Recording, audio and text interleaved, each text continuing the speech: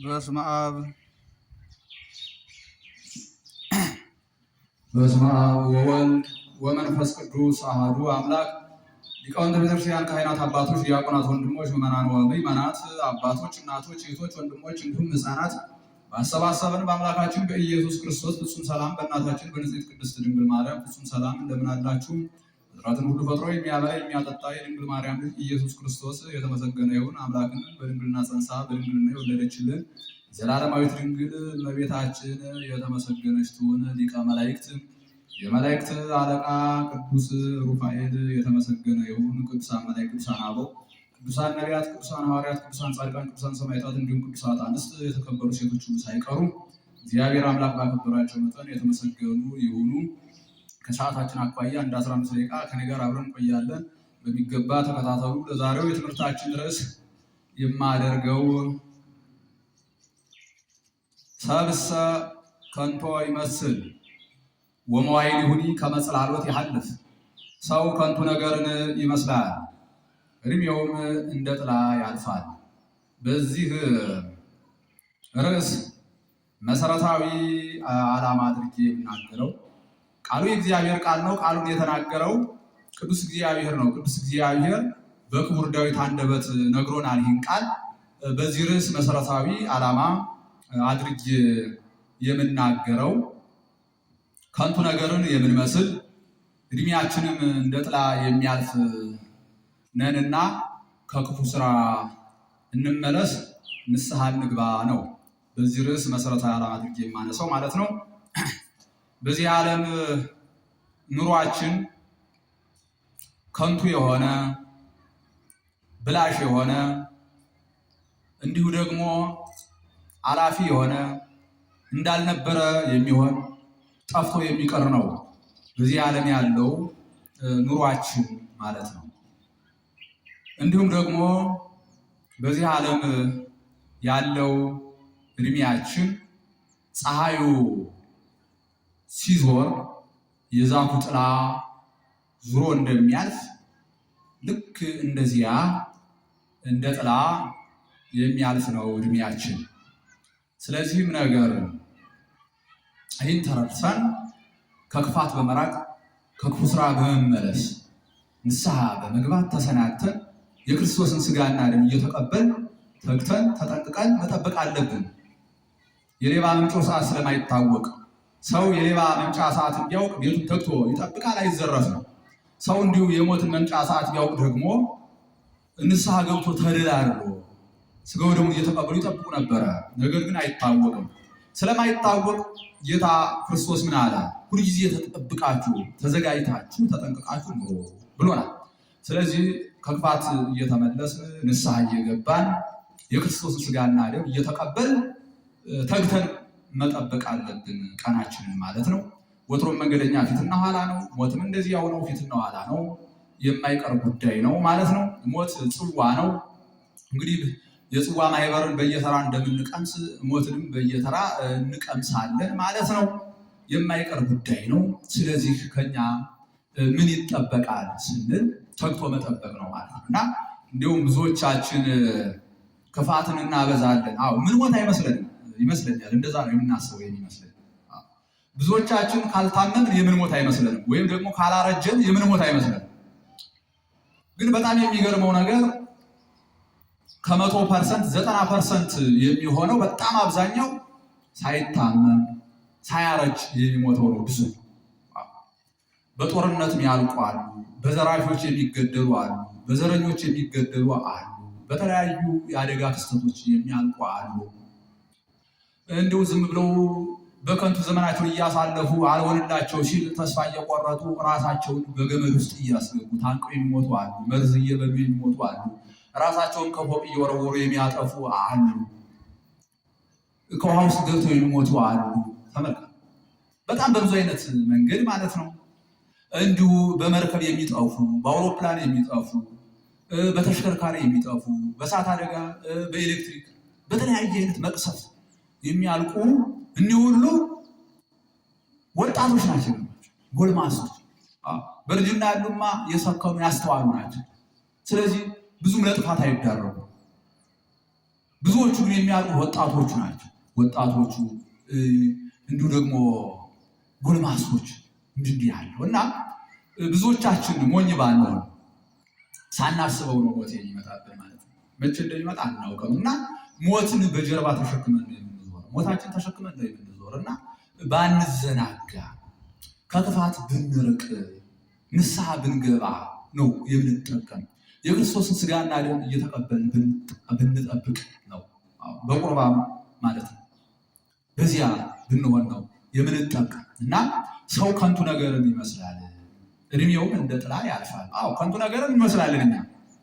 ምክንያቱም እንግዲህ በመቃብር እዣችን ፈሶ ስጋችን ተከስክሶ አጥንታችን ተከስክሶ በዚያ ስንቆይ ከንቱ ነገርን እንመስላለን። ግን ከንቱ ናቸው አልተባልንም። ከንቱ ነገርን እንደምንመስል ነው። መሆንና መምሰል ስለሚለያዩ ማለት ነው። ከንቱ ግን አይደለንም፣ ትንሣኤ ስላለን ማለት ነው። ከእናት አባቶቻቸው አሁን በትንሣኤ ጊዜ ምንድን ነው የሚሆነው? አውሬ የበላዋል። ከእናቱ ወዲህ እንኳን ውርጃ ሆኖ የሚፈሰው ሳይቀር አፈር የበላው አውሬ የበላው ያ ሁሉ ሳይቀር ለትንሣኤ ይሰበሰባል ማለት ነው። 3 ነጋሪት ይጎሰማል ማለት ያ ስልጣነ እግዚአብሔር ነው።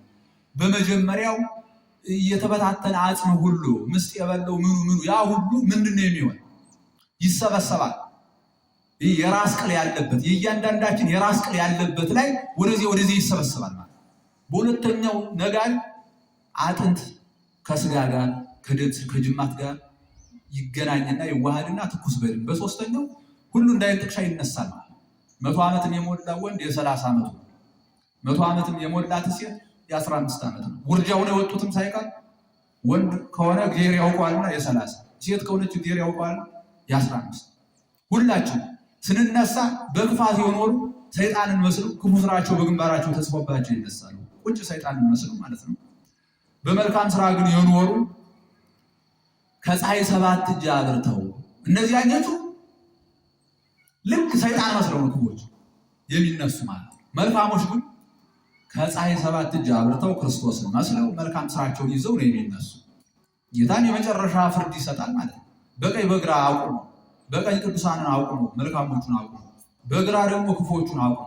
ክፎቹን ምን ይላል? ሁሩምኔ ርጉማን ውስተ እሳት ዘላለም፣ እናንተ የተረገማችሁ ከኔ ወግዱ፣ ለሰይጣንና ለሰራዊቱ ያዘጋጁት የዘላለም የፍዳ የኩነኔ ቦታ አለ፣ ወደዚያ ሂዱ ይላል። በቀኝ ያሉት ኑ ሀቢዬ ብሎ እናንተ ልጆች ኑ ወደ እኔ፣ ብራብ አብልታችሁኛል፣ ብጠማ አጠጥታችሁኛል፣ እንግዳ ሆኜ በመጣ ተቀብላችሁኛል፣ ብራቆት አልብሳችሁኛል እያለ ይላቸዋል። መቼ ተራበን መቼ ተጠምተን እያሉ ይጠይቁታል። በምድር ላሉት ምስኪኖች ያደረጋችሁ ለእኔ እንዳደረጋችሁ ይቆጠራል፣ ወደ ዘላለም ክብር ግቡ ይላል። በግራ ያሉትን ግን ብራብ አላበላችሁኝ፣ ብጠማ አላጠጣችሁኝ፣ እንግዳ ሆኜ በመጣ አልተቀበላችሁኝ፣ ብራቆት አላለበሳችሁኝ፣ መቼ ተራበን መቼ ተጠምተን መቼ ተራቅተን እያሉ ይሉታል። በምድር ላሉት ምስኪኖች ያላደረጋችሁ ለእኔ እንዳላደረጋችሁ ይቆጠራል። ጥርስ ማፋጨት ለቅሶ ይሆናል። የማይጠቅም ጥርስ ማፋጨት ለቅሶ ነው። በቀኝ ያሉት ግን ቅዱሳን ግን በክብር ወደ መንግሥተ ሰማያት እንዲገቡ ይታዘዛሉ። እነዚያ ደግሞ ከገቡ መውጣት ወደሌለበት ካለቀሱ ደስ ወደማይሰኙበት ወደ ዘላለም የፍዳ ቦታ የሐሳር ቦታ ከሲኦል የሚበልጥ ገሃነም አለ። በዚያ ይቆያሉ፣ ለዘላለም ይኖራሉ። በዚህ አጋንንትን ፍዳ እየተቀበሉ እንደሚኖሩ እነዚያ በፍዳ በመከራ አብረው ይኖራሉ ከአጋንንት ጋር ከዲያብሎስ ጋር። ቅዱሳን ግን በክብር ከክርስቶስ ጋር በመንግሥተ ሰማያት ይኖራሉ እና ትንሣኤ ያለን እንደነገርኳችሁ ከንቱ ነገርን ብንመስልም ከንቱ ግን አይደለም፣ ትንሣኤ ያለን ማለት ነው። እና ሰው ከንቱ ነገርን ይመስላል፣ እድሜው እንደ ጥላ ያልፋል፣ ከንቱ ነገርን ይመስላል ተብሏል። ከንቱ ነገርን እንመስላለን እንደነገርኳችሁ እና ከክፋት ብንርቅ እንዲሁ ለስጋችን ባንሳሳ፣ ለስጋችን ባንሳሳ ጥሩ ነው። ብዙዎቻችን ስጋችን እየረገጠብን ነፍሳችንን ለስጋ ስለምንስገበገብ ስጋችንን ስለምናስብ ስጋን ብቻ ነው የምናስብ ብዙዎቻችን ማለት ነው። ይህ ስጋ ምንድን ነው ያለ የጥበብ ሰው ሰማህ ይበለው ምናል ለዚህ ፈራሽ ገላ ደግሞ ቁምጣ አነሰዋል። ይህ ስጋችን በሞተ ቀን ይገርማቸዋል ቶሎ ካልተቀበረ ትል ይነሳል ከገዛ ሰውነት ካደረ ራሱ ማለት ተመልከት። እናት ቤተክርስቲያን ምንድን ነው ብላ የምታዝ ሰዎች እንደሞቱ የዘውን ቀን አፈር እንዲቀምሱ ነው የምታዝ። ቅዱሳት መጻሕፍት እንደዛ የሚያዙ ሰዎቹ ምን ይላሉ? ዘመድ ይምጣ ወገን ይምጣ እያሉ ያሸረግዳሉ። ከዚያ ያለቅሳሉ ብዙ ነገር። ምን ከሞተ በኋላ ቢያሸረግዱለት ዘመድ ወዲያ ወዲህ ቢያወበድድ ምን ያደርጋል? በሕይወት እያለ ነው እንጂ ለዛ ሰው ማሸርገድ። በሕይወት እያለ ታሞ እያለ መጠየቅ፣ በሕይወት እያለ ታስሮ እያለ መጠየቅ፣ በሕይወት እያለ ተቸግሮ እያለ ማብላት ማጠጣት ያ ነው እንጂ ከሞተ በኋላ ቢደነክሩ እንዲያሉ ምን ያደርግለታል? ለዚህ ሰው ምንም አይጠቅም በሕይወት እያለ እና ቶሎ ካልተቀበረ ምንድን ነው የሚሆነው? ስጋ ማለት ከገዛ ሰውነቱ ትል ይነሳል። ይህ በጣም ከንቱ ነገርን መምሰላችን በዚህ ነው። ግን ደግሞ ትንሣኤ አለ ማለት ትንሣኤ ደግሞ አለን እና ሰው ከንቱ ነገርን ይመስላል እንዲሁም ጥላ ያልፋል። ከንቱ ነገርን የምንመስልናል። ስለዚህ ስጋችን ባይገዛ ለስጋ ባንገዛ የስጋን ፈቃድ እየፈጸምን ከእግዚአብሔር ጋር ባንጣላ ከዘላለም ሕይወት ባንለይ ከንቱ ነገርን እንመስላለን። እድሜያችንም ደግሞ እንደ ጥላ ያልፋል። እንደ ጥላ ማለት ነው። የኛ እድሜ በጣም አጭር ነው። አሁን ከጥንት እና አዳም እስከ 930 እነ ማቱሳላ 960 አካባቢ ኑረዋል። አሁን ማቱሳላ በመጽሐፍ ቅዱስ ክፉ ሰራም አይለውም ደግ ሰራም አይለውም። በቃ ዝም ብሎ ያኔ ወደ 960 ዓመት የኖረው። ከነሱ ግን የሚበልጥ አብርሃም ስንመለከት 130 ዓመት እንኳን አልኖረም። አብርሃም ይገርማል 125 አካባቢ ነው። ግን አብርሃም በጣም በዛች አጭር እድሜው የሰራው ስራ ድንቅ ነው። ክርስቶስም ስለ አብርሃም ብዙ መስክሯል። የአብርሃም ልጆች ነን ትላላችሁ፣ የአብርሃም ልጆች ብትሆኑስ የአብርሃም ስራ ትሰሩ ነበር እያለ አይሁድን ይወቅሳቸው። ተመልከቱ፣ አብርሃም በጣም የታወቀ ደግ ሰው ነው። ዛሬ ለተጋቡ ሰዎች እንኳን የአብርሃምና የሳራ ያድርግላችሁ እየተባለ ነበር። ሳራ ሚስቱም እንደዚያው እንደ አብርሃም ደግ ነበር። አሁን አብርሃም በዚያች አጭር እድሜው ግን ብዙ ስራ ብዙ ተጋድሎ አድርጓል። ብዙ የጽድቅ ስራ ሰርቷል። ከዚያ ደግሞ በሐዲስ ኪዳን ስንመጣ ከአብርሃም የሚበልጡ ቅዱሳን እነ ቅዱስ ጊዮርጊስን ብንመለከት እነ ቅድስት አርሴማን ብንመለከት 30 ዓመት ያሉ ናቸው። በጣም አጭር እድሜ ማለት እንዲያውም አጭር እድሜ የቅዱሳን ይገርማቸዋል። ታዲያ እነ ቅዱስ ጊዮርጊስ እነ ቅድስት አርሴማ እነ ቅዱስ ጊዮርጊስ 30 ዓመት ባልሞላ እድሜ ውስጥ ግን የሰሩት ስራ ድንቅ ነው። በቃል ኪዳናቸው ሁሉ እኛን ለማዳን የበቁ ነው ተገኙ እና የኛ እድሜያችን እጅግ በጣም አጭር ናት። እቺ አጭር እድሜ ግን ብንሰራባት እንጠቀምባታለን። ብንሰራባት በስጋ በነፍስ እንጠቀምባታለን። ባንሰራባት በስጋ በነፍስ እንከስርባታለን። እጅግ በጣም አጭር እጅግ በጣም ውድ የሆነች እድሜ ናት። እቺ እንደ ጥላ የምታልፈው እድሜያችን ይችን እድሜ በጣም መጠበቅ እና መጠንቀቅ፣ በዚህች እድሜ ደግሞ መጠቀም መስራት ይገባናል እና ብዙዎች ይችን እድሜ እንዳልሆነ ሆነው እንደዛ እየጠጡ እየሰከሩ እንዲያያሉ ጫት እየቃመ እንዲያያለ ሲጋራውን እያጎነነ እንዲያያለ ዝም ብሎ ያቃጥልና ከዚያም ይላል ጊዜን አቃጥልኩ ይላል። ወይ ጊዜን አቃጥልኩ ጊዜ አበላሸው እያለ ከዚያ በኋላ በቃ ያው መንገድ ላይ ወጥቶ አንጥፎ መለመን ነው የሚጀምረው ማለት ነው። በጊዜው ውስጥ ባክኖ እኮ ነው። ጊዜ ግን በባህሪው አይባክንም። ሰው ውሃን ሊያባክን ይችላል፣ ምግብን ሊያባክን ይችላል፣ ገንዘብን ሊያባክን ይችላል። በእጅ የሚያዙ ነገሮች ሰው ጊዜን ግን ማባከን አባከንኩ ማለት አይቻልም። በእጅ መቆጣጠር ስለማንችል ጊዜ ሰው ነው በጊዜ ውስጥ የሚባክን፣ ሰው ነው በእድሜው ውስጥ የሚባክን እና ብዙ ሰዎች በእድሜያቸው ውስጥ ይባክናሉ ማለት በዝሙት የሚባክኑ አሉ፣ በስካር የሚባክኑ፣ ጫት በመቃም ሲጋራውን ጋንጃውን አሹን ሲጋራውን በማጨስ እንዲህ ባለው ነገር ሁሉ እድሜያቸው የሚያባክኑ በእድሜያቸው ውስጥ የሚባክኑ አሉ። በዘረፋ በቅሚያ ደም በማፍሰስ በመግደል በእንዲህ ያለው የሚባክኑ አሉ። ክፉ ስራን በመስራት ተመልከቱ። እቺ እድሜ ግን ውድ እድሜ ናት፣ በጣም ወሳኝ የሆነች እድሜ። በዚህች እድሜ ውስጥ ግን ስራ መስራት ይገባል ማለት ጠንክሮ መስራት። ጠንክረን ብንሰራ በስጋ በነፍስ እንጠቀምባታለን። ብንሰንፍባት ባንሰራባት በስጋ በነፍስ እንከስራለን። ጠንክረን ብንሰራው በዚህች እድሜያችን ለምሳሌ ስንፍናን አርቀን ጠንክረን ብንሰራ ሀብታም መሆን እንችላለን ማለት። አሁን ድህነት ኃጢአት ነው። እግዚአብሔር ድህነትን ፈጽሞ ይጠላል። ገዳማውያን ስንመለከት ነፍሴን ለስላሴ ጉልበቴን ለመነኩሴ ይላሉ ቅዱሳን ማለት። ምክንያቱም በገዳም ስራና ስራ ነው ያለ፣ ስንፍና የለም። ስንፍና በጣም የተጠላ ነው ማለት።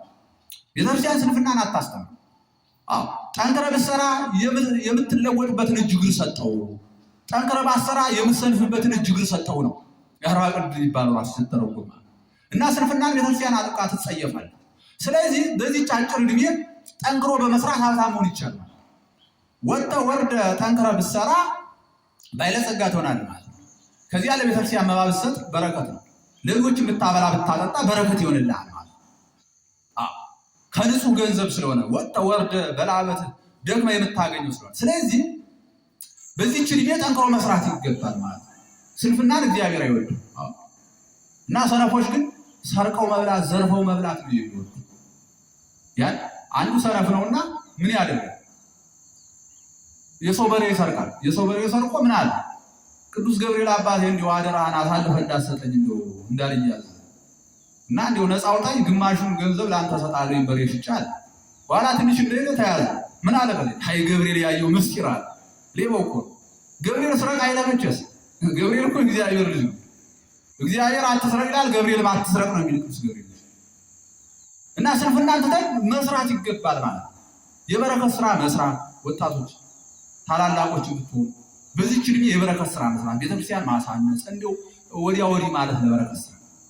የጽድቅ ስራንም እንዲሁ በዚህች ዕድሜ በመታለፏ በዚህች ዕድሜ ነው ስራ የሚሰራ እና እችን ዕድሜ ህፃናትን ተጠቀሙባት። በልጅነታችሁ ተማሩባት። የቤተ ክህነት ትምህርትም ቤተ መንግስትም ቤተ ክህነትም ተማሩባት። ቤተክርስቲያን ተመላለሱባት። እንዲሁ በሰንበት ትምህርት ቤት ተቀርጻችሁ ደጉባት። ታላላቆች እንዲሁ መካከለኞች፣ ወጣቶች እንዲሁ ደግሞ ጎልማሶች በዚህች በምታልፍ ዕድሜ ማለት ነው ቤተክርስቲያን በመመላለስ በማስቀደስ በመቁረብ መኖር ይገባል። ከክፋት መራቅ፣ ከዝሙቱ እንዲሁ ከስካሩ፣ ደም ከማፍሰሱ፣ ከዘረኝነቱ፣ ከመግደሉ ከእንዲህ ያለው ክፋት ሁሉ ተመልሶ በመልካምነት መኖር ይገባል በዚህች ዕድሜ ማለት እና ይህች ዕድሜ በጣም ውስንና ወሳኝ የሆነች ዕድሜ ናት። የትኛዋ ዕድሜ? አሁን ያልናት አጭር የሆነች ዕድሜ ለሁላችን ብቻ። አሁን ዳዊት ምን ብሎ ነበረ? የሰው ዕድሜው 70 ወመዋዕለ ዓመትነ 70 ክራማት ትመሰ በዛ 80 ወፈልፋሉን ስም ለጻማ ወህማም። የሰው ዕድሜው 70 ቢበዛ 80 ከዚህ ያለፈው ለመከራ አንሱ ይጣሉ ነው ብሎ ነበር። ያ በዳዊት ዘመን ነው። በእኛ ዘመን እንዲህ የለም። 30 40 ቢበዛ 50 ነው።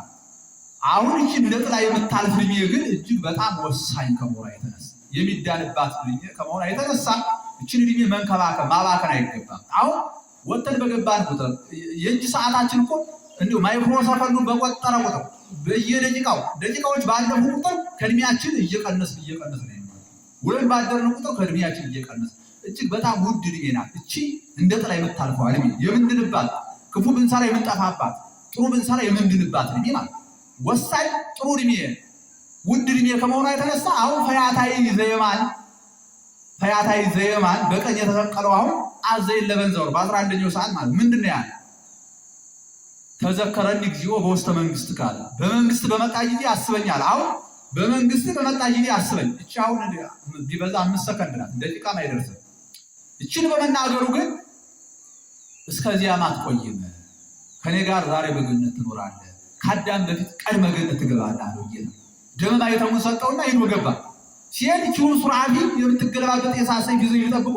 አንተ አብርሃም ነህ፣ ይስሐቅ ነህ፣ ያዕቆብ ነህ ደጋጎችን እየጠሩ አረቤጅን በሰው ደም ነክሬ ምኖር ወንበዴ ልብ ምሮኝ ነው አለ። አሁን ያ ደም ማይተም ሰጠው የሚለው እኮ በእጁ ያዘ ማለት አይደለም።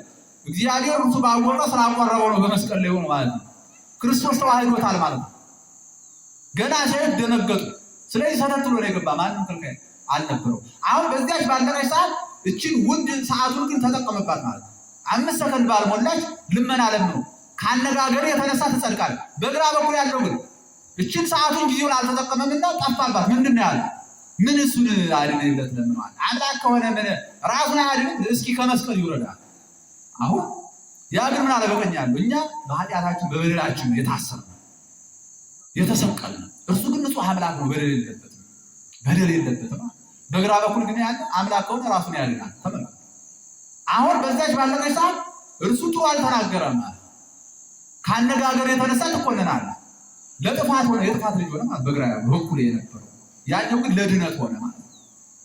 ስለዚህ እቺ ዕድሜ እጅግ በጣም ውድ ከመሆኗ የተነሳ በየትኛውም አይነት የዕድሜ ክልል ውስጥ ያለን ሰዎች ዕድሜያችን አጭር መሆኗን ተረድተን አጭሯን ዕድሜያችን እንዳናባክናት ስራ ልንሰራባት ይገባል። በስጋም በነፍስ ለመጠቀም በሚገባ ጠንክረን ወጥረን መስራት አለብን። የበረከት ስራዎችን ማጣደፍ ይገባል። የስጋ ስራን ማጣደፍ ልማት ማለት ነው። ስራ ሰርተ መለወጥ ሀብታም ሆነ ተመለ እቺ ውስን ዕድሜ ከመሆኗ የተነሳ በጣም አጭር ዕድሜ ከመሆኗ የተነሳ እንደ ጥላ የምታልፍ ከመሆኗ የተነሳ እቺን ዕድሜያችን እንውደዳት። በዚህች ዕድሜያችን ወጥረን ስራ ሰርተን በስጋ በነፍስ እንጠቀም። ሰው ከንቱ ነገርን ይመስላል ዕድሜውም እንደ ጥላ ያልፋል ተብሎ ተነግሯልና ከንቱ ነገርን የምንመስል ዕድሜያችንም እንደ ጥላ የሚያልፍ ነውና ከክፋት እንራቅ፣ የበረከት ስራ እንስራ፣ የጽድቅ ስራ እንስራ ነው። ሰዓት ስለሌለ ሌላ ጊዜ እንማማራለን።